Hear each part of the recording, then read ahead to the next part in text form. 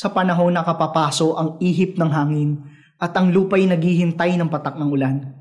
May isang pagkakataong tumitigil ang daloy ng panahon para sa mga Kristiyano. Ang nooy nagiging ngayon at ang mensahe ng kabiguan ay napapalitan ng pag-asa at tagumpay. Ang panahong ito ay ang paggunita kay Jesucristo, ang Diyos na nagkatawang tao, na naglakbay mula sa kabiguan tungo sa tagumpay, at mula sa kamatayan tungo sa muling pagkabuhay.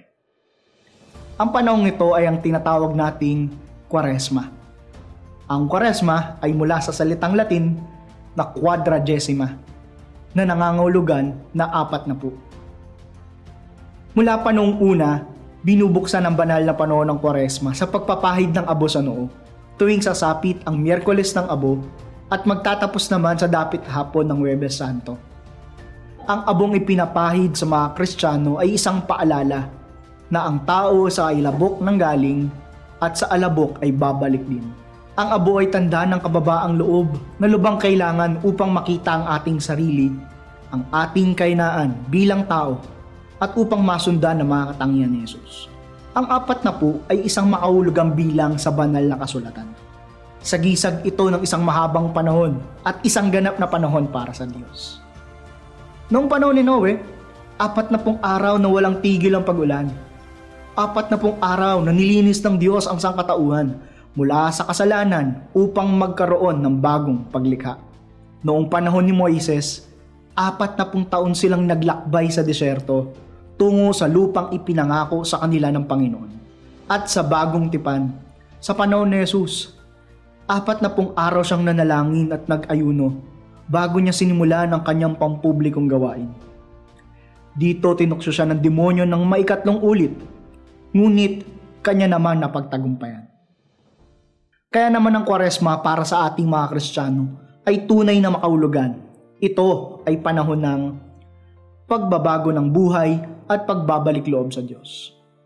Kung paanong winasak ng Diyos ang kasamaan noong panahon ni Noe upang lumikha ng bagong pasimula, ang Kwaresma ay nag-aanyaya rin sa atin na wasakin din ang ating pagiging makasarili, buuin muli ang ating pagiging tao sa pamagitan ng muling paglapit at pakikipagkaibigan sa ating mabuti at mapagmahal na Diyos. Sa makatuwid, ang Kwaresma ay panahon ng akmang pagkakataon upang balikan at suriin ang ating sarili at magbalik loob sa ating manlilikha. Ang Kwaresma ay panahon rin ng paglaya, kung paanong mga Israelita ay nakalaya mula sa mahabang panahon ng pagkakaalipin sa Ehipto. Ang Kwaresma ay nagpapaalala sa atin na tayo ay pinalaya na ni Jesus mula sa pagkaalipin sa kasalanan. Sa pamagitan ng kanyang paghihirap, kamatayan at muling pagkabuhay, tayo ay nagiging malaya at nagkakaroon ng bagong buhay, bagong simula at bagong pag-asa. Kaya naman ang Kwaresma ay nag-aanyaya sa atin na lumakad sa tamang daan, sa daan na nais ng Diyos na tahakin natin. At panguli, ang Kwaresma ay panahon upang piliin ang pinakamabuti, ang piliin ng Diyos. Kung paanong si Jesus ay nanalangin at nag-aayuno bilang paghahanda sa kanyang pampublikong gawain, at kung paanong nilabanan niya ang tukso at pinili ang kalooban ng Ama sa langit. Tayo rin ngayong Kwaresma ay inaanyayahan na tunay na ihanda ang ating isip at kalooban sa pagpili sa kalooban ng Diyos at kalimutan ang ating mga pansariling kalooban upang tayo'y tunay na maging mga saksi niya sa ating mga pampublikong paglilingkod sa ating panahon.